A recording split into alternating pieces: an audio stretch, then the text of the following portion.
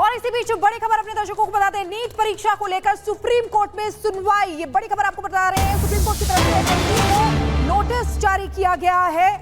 आपको बता दें कि गड़बड़ी मिली तो सख्त एक्शन लेंगे, सुप्रीम कोर्ट की तरफ से ये कहा गया है। सुप्रीम कोर्ट ने एनटीए से कहा कि वो छात्रों की शिकायत को नजरअंदाज न करें।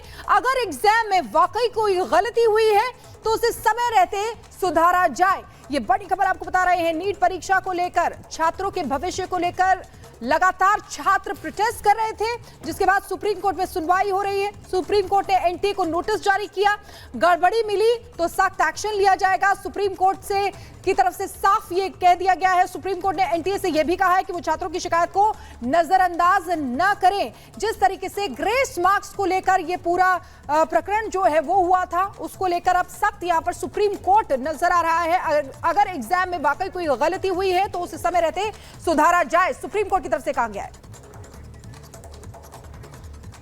तो इधर लोकसभा चुनाव नतीजे आने के बाद एनडीए की सरकार बन गई, प्रधानमंत्री नरेंद्र मोदी ने तीसरी बार शपथ ली।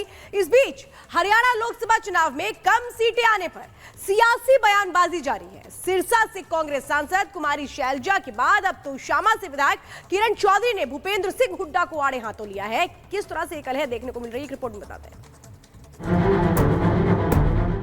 कि जिस तरह से टिकटों का वितरण करा गया, वो जो है रंजिशें निकाली गई, षड्यंत्र करे गए। मुझे तो कोई फ्यूचर कांग्रेस का हरियाणा में नजर नहीं है। भाई सीखना पड़ेगा, तेरा मेरा अगर हम करते रह जाएंगे तो दिक्कत आएगी। लोकसभा के बाद अब विधानसभा चुनाव की आहट से पहले ही हरियाणा की राजनीति में बड़े उलटफेर के संकेत मिल रहे हैं। टिकट बंटवारे को लेकर कांग्रेस में नेता एक दूसरे के खिलाफ मुखर हो गए। पार्टी के भीतर चल रही गुटबाजी ने अंदरूनी कलह और तेज कर दी है। पहले सिरसा से सांसद कुमारी शैलजा और अब तोशाम से एमएलए किरण चौधरी ने बिना नाम लिए भूपेंद्र सिंह हुड्डा पर निशाना साधा है।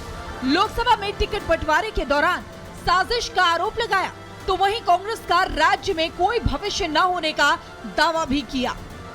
कांग्रेस भारी बहुमत से जीत के निकल सकती थी अगर ये टिकटों का वितरण सही होता, अगर ये बाबरिया जी ने भी सही काम करा होता, एक तरफा नहीं कि ये सारी बात करी होती, तो ये हालात नहीं होने थे। क्योंकि लोग जो थे वो तैयार थे। हमारे ऊपर तो कोई लांछन नहीं है। ईडी के, सीएलयू के बड़े बड़े जो केसेस हैं, पता नहीं हजारों करोड़ों रुपए के केस हैं। शैलजा जी बिल्कुल सही बोल रही हैं, सटीक उनकी वाणी है। ईमानदार छवि की महिला है, कर्मठ है, काम करने वाली है, कोई लांछन उसके ऊपर नहीं है। चुनाव जब लड़ते हैं हम ठीक से लड़ते हैं, लड़ा है। टिकटों में जरूर मेरी समझ से हम बेहतर कर सकते हैं। भाई सीखना पड़ेगा, तेरा मेरा अगर हम करते रह जाएंगे तो दिक्कत आएगी। जो प्रभारी हैं उनको भी निष्पक्ष होना पड़ेगा। किरण चौधरी ने इशारों में लोकसभा चुनाव में कांग्रेस के खराब प्रदर्शन का ठीकरा भी हुड्डा के सर पर फोड़ दिया और कम सीट आने का जिम्मेदार बना दिया। तो वहीं सीएम पद के उम्मीदवार के लिए कुमारी शैलजा की पैरवी भी की।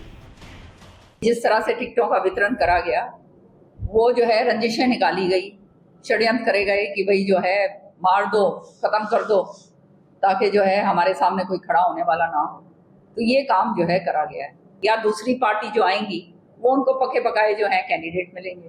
तो आने वाले समय में इस सूरत में मुझे तो कोई फ्यूचर कांग्रेस का हरियाणा में नजर नहीं आता। सारा कुछ सेटिंग के साथ काम चल रहा है, सब देख रहे हैं। जनता बहुत समझदार है, सारा जो सामने नजर आता है वो दिखता है।